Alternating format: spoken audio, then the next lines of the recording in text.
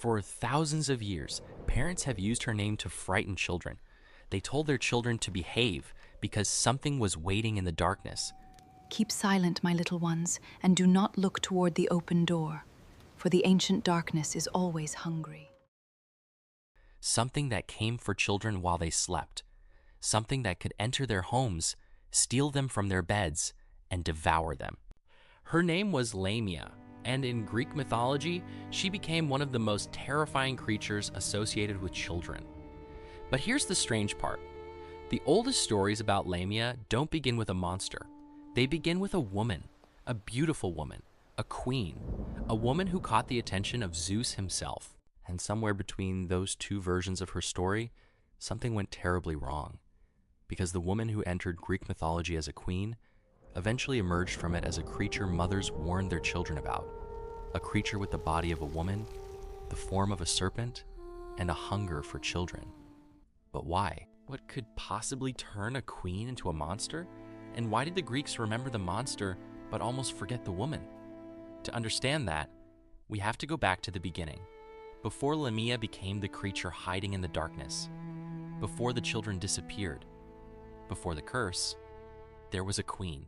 And her story begins in Libya.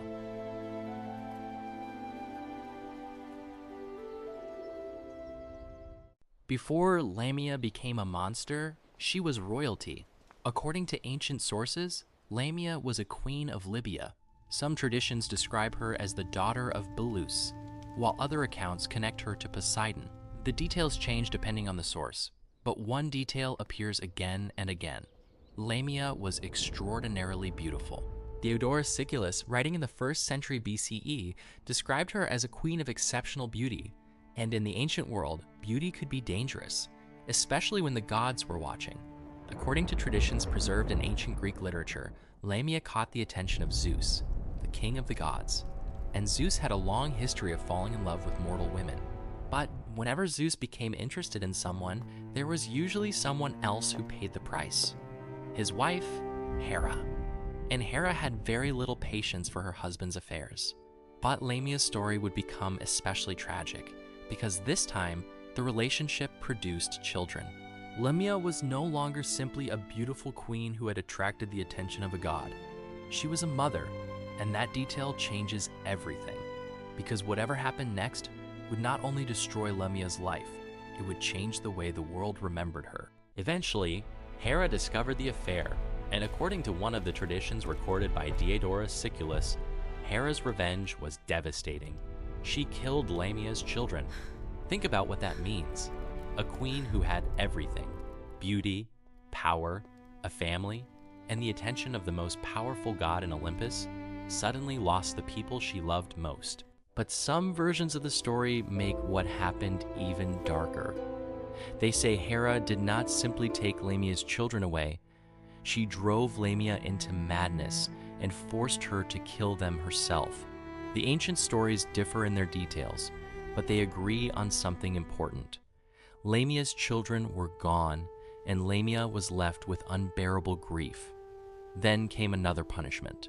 According to traditions preserved in the Scholia on Aristophanes, Hera cursed Lamia with insomnia. She could no longer sleep. She could no longer escape into dreams.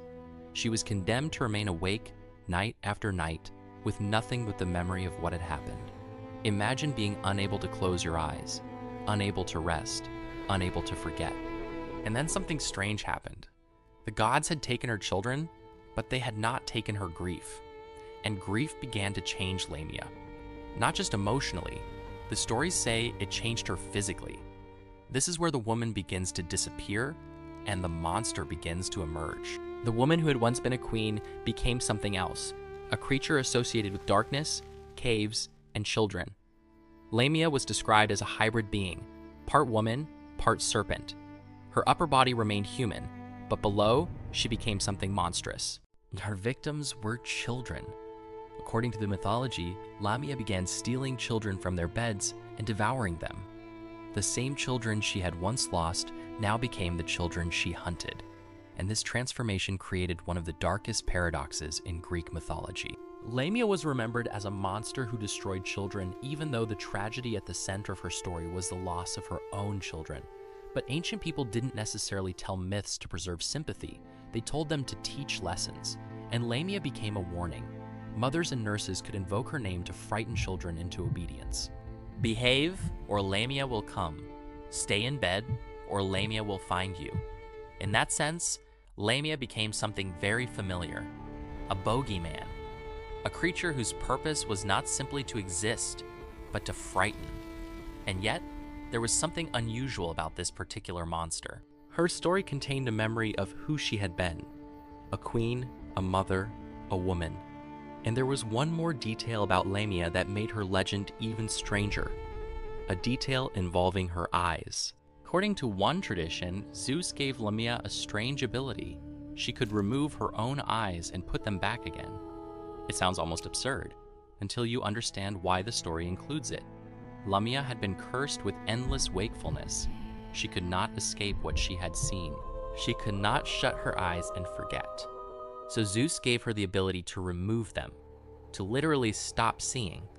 It's one of the strangest images in Greek mythology. A woman who cannot bear to look at the world removes her own eyes. And there is an uncomfortable irony here. Zeus was the one who had become involved with Lamia. Hera was the one who punished her. And Zeus, the god powerful enough to cause the entire chain of events, could not prevent Hera's revenge. Instead, he gave Lamia a strange power that allowed her to escape sight itself. But Lamia's story wasn't finished, because centuries later, she would become something very different. The child-eating monster would evolve, and suddenly, Lamia wouldn't only be hunting children, she would be hunting men. As the centuries passed, the legend of Lamia changed, and this is where her story becomes even more fascinating. The terrifying creature who hunted children was joined by another version of Lamia, a beautiful woman who used seduction as a weapon. Instead of hiding in darkness, she appeared as beauty itself.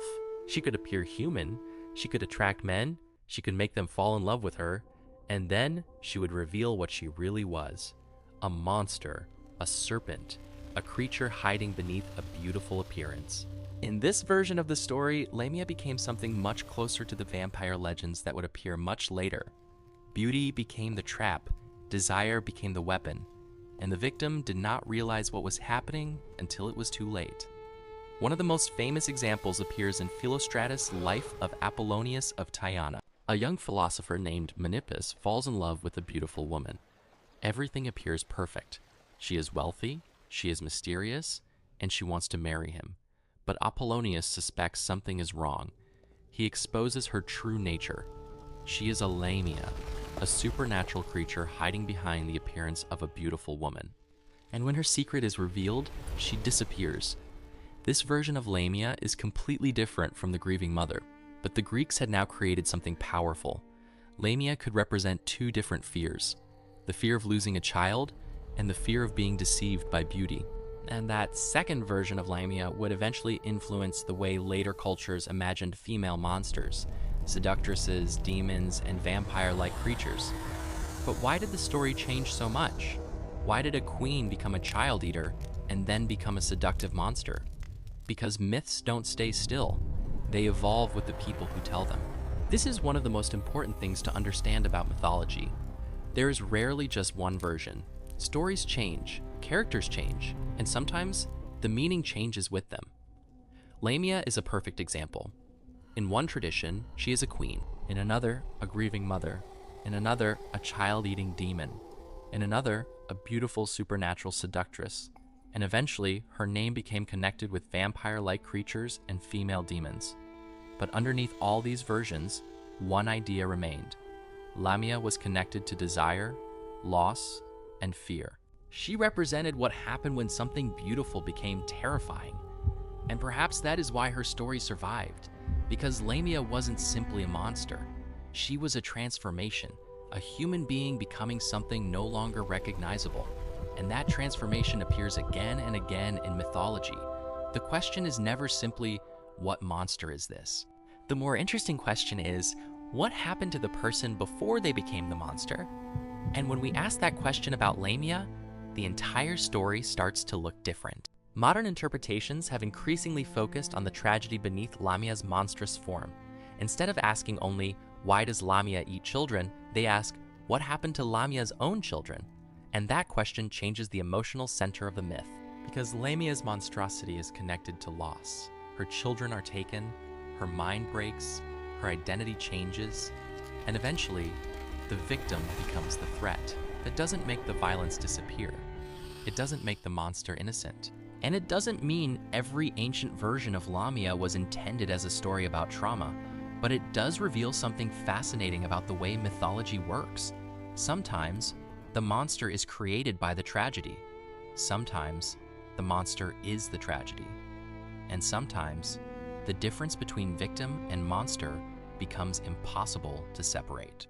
This is one reason Lamia has continued to inspire artists and writers. Centuries later, John Keats would reimagine Lamia in his famous 1819 poem. His version transforms her again into a tragic figure associated with beauty, love, illusion, and destruction. The details change, but the central tension remains. Beauty versus horror, love versus destruction, humanity versus monstrosity, and perhaps most importantly, the question of whether a monster is born or made. So, what was Lamia? Was she a child-eating monster? Yes, at least in the traditions that describe her that way. Was she a supernatural seductress? In later stories, yes. Was she a serpent creature? Again, in later representations, absolutely. But was she also a queen? Yes. A mother? According to the traditions we've been following, yes. And was she a woman whose life was destroyed by the actions of gods? That is how the tragic interpretation of her story understands it. And this is where the legend becomes uncomfortable. Because the easiest version of Lamia's story is, a monster ate children, but the deeper version asks, why did she become a monster? The answer is not simple. The ancient sources don't give us one perfectly consistent story. They give us fragments, different traditions, different versions, different interpretations, and somewhere inside those fragments is the image of a woman who lost everything. For thousands of years, people have remembered Lamia as a monster. They used her name to frighten children. Artists painted her as a serpent. Writers transformed her into a seductress. And later generations connected her to the world of vampires and demons. But perhaps the strangest part of her story isn't what Lamia became. It's what she was before. A queen, a mother, a woman who became trapped inside one of the darkest stories in Greek mythology. Her children disappeared.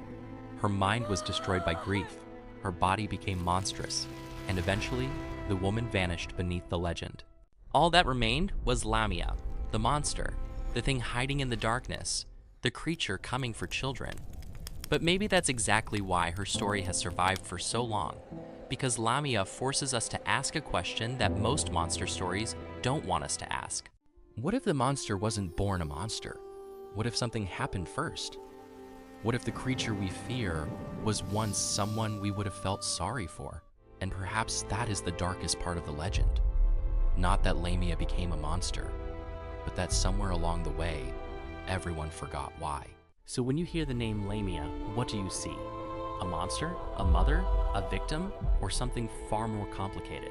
Because maybe the real horror of Lamia isn't that she was a monster. Maybe the real horror is how easily a woman can disappear behind the monster the world chooses to remember. Was Lamia a monster, or was she made into one? Tell me what you think in the comments. And if you want more forgotten legends where the line between monster and victim isn't as clear as it seems, subscribe to StoryAtlas Legends, because sometimes the darkest stories aren't about monsters, they're about the people who became them. I'll see you in the next legend.